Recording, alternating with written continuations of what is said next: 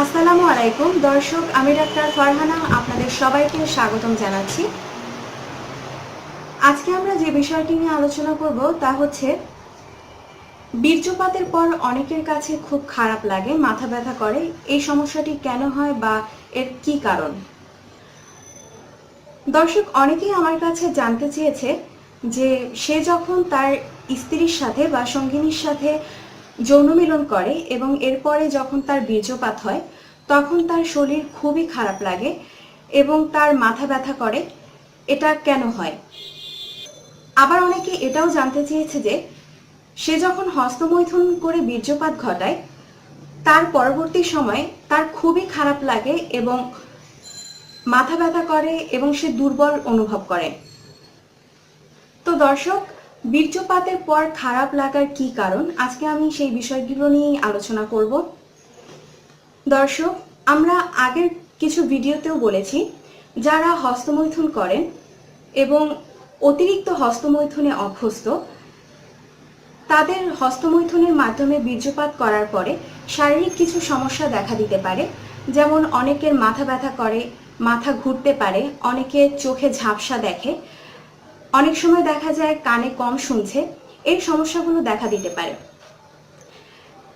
এই সমস্যার প্রধান যে কারণ সেটা হচ্ছে হস্তমৈথুন করে বীর্যপাত ঘটানো কিন্তু কোনো স্বাভাবিক উপায় না।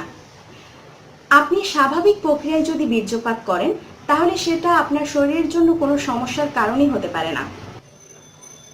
অর্থাৎ কোনো পুরুষ যদি তার সঙ্গিনীর সাথে যৌন মিলনের মাধ্যমে বীর্যপাত করে তাহলে তার মাথা ব্যথা করা কিংবা শারীরিক ক্লান্তি অনুভব করা এগুলো হওয়ার কোনো কারণই নেই। এটা আসলে পুরোটাই আপনার মানসিক সমস্যা। এটা হতে পারে এজন্য যে আপনি যখন যৌন মিলন করেছেন তখন হয়তো আপনি শারীরিকভাবে দুর্বল ছিলেন কিংবা আপনি হয়তো কোনো বিষয়ে দুশ্চিন্তাগ্রস্ত ছিলেন বা হতাশ ছিলেন। আমরা সবসময় বলে থাকি আপনি যদি শারীরিকভাবে দুর্বল থাকেন বা আপনার শারীরিক যদি কোনো অসুস্থতা থেকে থাকে ওই মুহূর্তে যৌন মিলন থেকে বিরত থাকুন, কারণ এই সময়ে যৌন মিলন করার মাধ্যমে আপনার শরীর আরো বেশি খারাপ হয়ে যেতে পারে। সুতরাং শরীরকে সুস্থ করে তারপরই সুন্দরভাবে যৌন মিলনে লিপ্ত হন। কেননা বারবার গবেষণা করেও আসলে এমন কোনো প্রমাণ পাওয়া যায়নি যে সঠিক উপায়ে, অর্থাৎ কোনো পুরুষ যদি তার সঙ্গিনীর সাথে সঠিকভাবে সুস্থ শরীরে যৌন মিলন করে এবং বীর্যপাত ঘটায় তাহলে তার শারীরিক কোনো সমস্যা হতে পারে বা মাথা ব্যথা এরকম কোনো সমস্যা হতে পারে বলে কিন্তু কোনো প্রমাণ পাওয়া যায়নি। এর মূল কারণ একটাই, সেটা হচ্ছে আপনি হয়তো শারীরিকভাবে অসুস্থ। তাই আপনি যদি শারীরিকভাবে দুর্বল হয়ে থাকেন সেক্ষেত্রে আপনার অবশ্যই পুষ্টিকর খাবার খাওয়া উচিত। আপনি বেশি করে তরল খাবার খেতে পারেন, যেমন বারবার খাবার, স্যালাইন, শরবত, জুস এগুলো খেতে পারেন। এটা আপনার শারীরিক যে ক্লান্তি সেটা দূর করবে। এছাড়া যৌন শক্তি বৃদ্ধি করে যেসব খাবার সেই খাবারগুলো একটু বেশি করে খেতে পারেন। প্রোটিন জাতীয় খাবার বেশি করে খেতে পারেন, মাছ, মাংস, ডিম, প্রতিদিন একটি করে ডিম খেতে পারেন। আশা করি তাহলে আপনার শারীরিক যে দুর্বলতা সেটা অনেকটাই দূর হয়ে যাবে।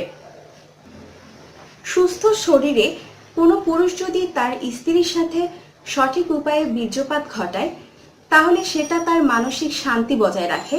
আমার মনে হয় না সেটার জন্য তার শারীরিক কোনো দুর্বলতা বা ক্লান্তি কাজ করতে পারে। এটা আসলে আপনার জীবনটাকে অনেক বেশি সহজ এবং সুন্দর করে তুলবে। তবে হ্যাঁ, যারা হস্তমৈথুনের মাধ্যমে বীর্যপাত ঘটায় তাদের ক্ষেত্রে মাথা ব্যথা করা, শরীর দুর্বল অনুভব করা, শরীরে ক্লান্ত লাগা, মাথা ঘোরানো এইসব কিন্তু খুবই সাধারণ ব্যাপার।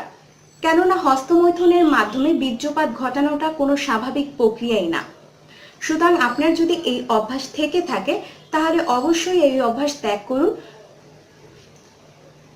দর্শক, অতিরিক্ত হস্তমৈথুন কিন্তু শুধু আপনার মাথা ব্যথা কিংবা শারীরিক ক্লান্তির কারণই না, এটা পরবর্তীতে আপনার যৌন আরো অনেক সমস্যা ডেকে আনবে। আপনার শীঘ্র পতন হতে পারে এবং ধীরে ধীরে আপনার যৌন অনুভূতি কিন্তু একেবারেই কমে যাবে। তাই এই অভ্যাস থেকে বেরিয়ে আসার যথাযথ চেষ্টা করুন। আশা করি বিষয়টি বুঝতে পেরেছেন। ধন্যবাদ।